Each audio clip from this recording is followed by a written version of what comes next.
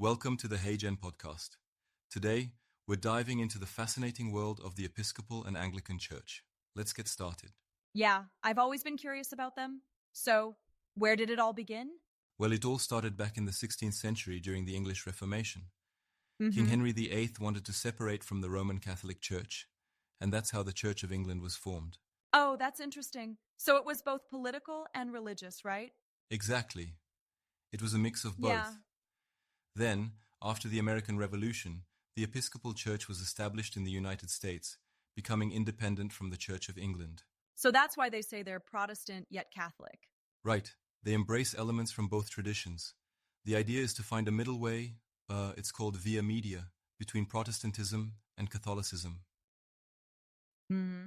That's a unique approach. What are their core beliefs?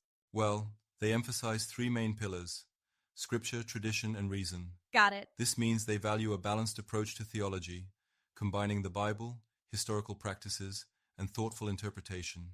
So they encourage people to think critically about their faith? Exactly. They also affirm the Apostles' Creed and the Nicene Creed as concise statements of Right. Christian faith. And they recognize two primary sacraments, baptism and the Eucharist, along with other sacramental rites like confirmation and matrimony. That's pretty similar to other Christian denominations, isn't it?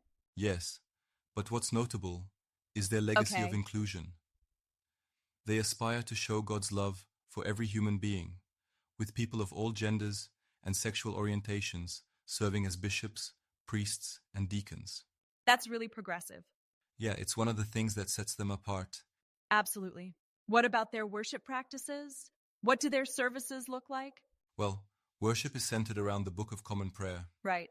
It's a foundational text that provides a uniform structure for services, prayers, and liturgies, fostering unity and worship. So everyone follows the same liturgy? Exactly. Their services often include readings from Scripture, prayers, hymns, and the celebration of the Eucharist. It's a very participatory experience. Hmm. Do lay people have active roles in the services? Yes, definitely. Lay people and clergy work together in leadership and governance. That's great. It reflects their commitment to inclusivity and shared responsibility. I like that collaborative approach. Absolutely. It's part of their distinctiveness. Right. Speaking of distinctiveness, what else sets them apart? Well, as we mentioned earlier, they seek a middle way between Protestantism and Yeah. Catholicism.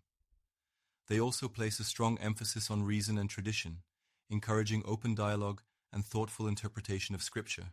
So they're open to different perspectives within the church? Exactly. They value inclusivity and diversity of thought. Mm-hmm. Additionally, they're committed to social justice, actively engaging in issues of justice and equality.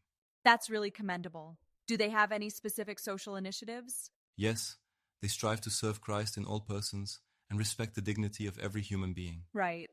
This translates into various outreach programs and advocacy for human rights. It's inspiring to see a church so actively involved in social issues. Definitely, it's part of their mission. Absolutely. You know, it's interesting how they balance tradition with modern values. Yeah, it's like they honor their history while adapting to the evolving world. Exactly. But do you think that trying to balance both Protestant and Catholic traditions ever causes conflicts within the church? That's a good question. There have been debates and differences of opinion, but their Yeah. emphasis on open dialogue and inclusivity helps navigate those challenges. I suppose every large organization faces internal debates. True, but their commitment to reason and tradition provides a framework to address them thoughtfully. Mm-hmm. Overall, it seems like the Episcopal Anglican Church offers a unique and welcoming approach to faith. Absolutely. It's a tradition that values inclusion, thoughtful theology, and a rich liturgical heritage. Right. If someone wanted to attend an Episcopal service, what could they expect? Well, they'd experience a structured liturgy from the Book of Common Prayer. Okay. There would be readings, hymns, prayers, and the Eucharist. It's a very engaging service. And are visitors welcome to participate? Yes, most Episcopal churches practice open communion, inviting all baptized Christians to receive the Eucharist. That's welcoming. It's great to hear about traditions that prioritize inclusion. Definitely. It's one of the cornerstones of their faith. Yeah. Well, thanks for sharing all this information. I've learned a lot today. My pleasure. It's always great to discuss and explore these topics. Absolutely.